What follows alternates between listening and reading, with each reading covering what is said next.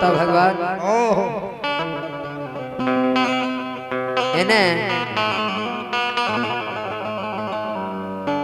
नगर सुखासन में रामदत्त मर्डर के गिरही में लड़ला खेदन के अवतार भेले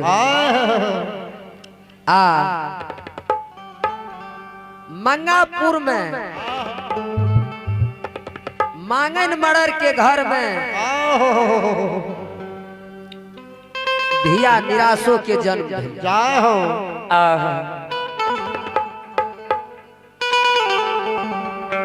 धिया निराशो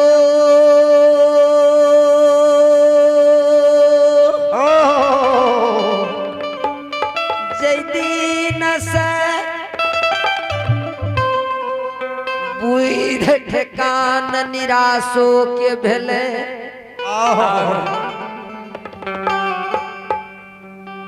सब जना माई गिरजा के पूजा करे माता गिरजा के कहेगी माँ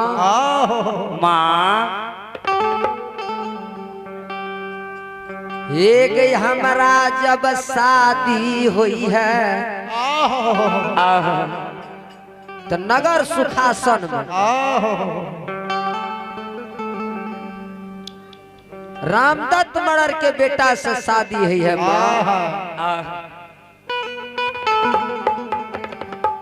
हे गई तीनटा म्या में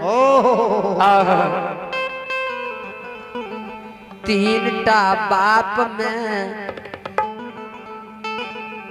एकेटा लड़ला जन्म लेल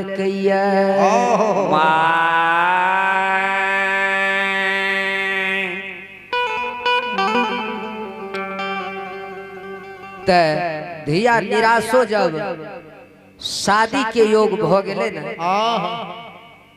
देखबे बाबूजी जिनका घर में बेटी जब अगर शादी करे के योग भ जाय छे तो माय के दिन में नहीं चैन रहे छे नहीं रात में नींद हो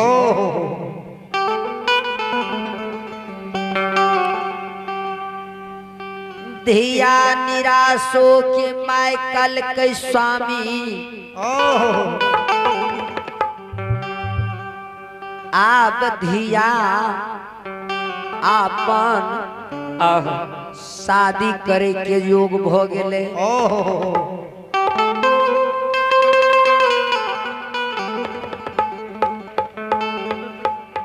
जौन ये बर खोजियो धिया निराशो के तो मांगन मर्डर कल के ब्याही ठीक छे हम जाय छे बर खोजे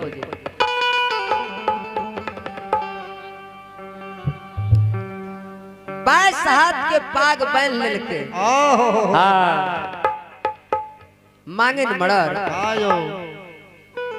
धिया निराशो के हे एकटा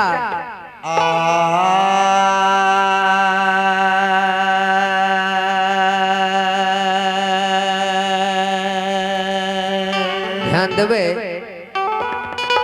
मल्लर पनियार फुलकहा अहाँ के समय धारे कृपया अपना मंडली के साथ पंडाल में प्रवेश करिए मल्लर पनियार फुलकहा हे मैया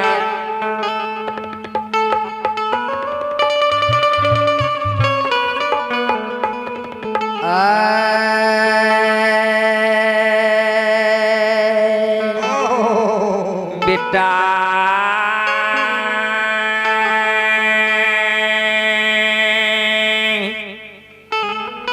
मांगन मरार बासात के पाग पान धिया निराशो के छड़ी से नाप लेलकैये, हाथ में छड़ी लेलकैये। जब धिया निराशो के बर खोजे ले चले तो धिया निराशो कल के पप्पा कते जाय छो? कल के धिया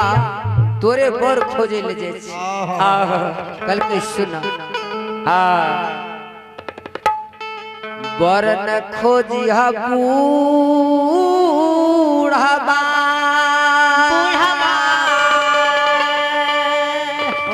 तरुणी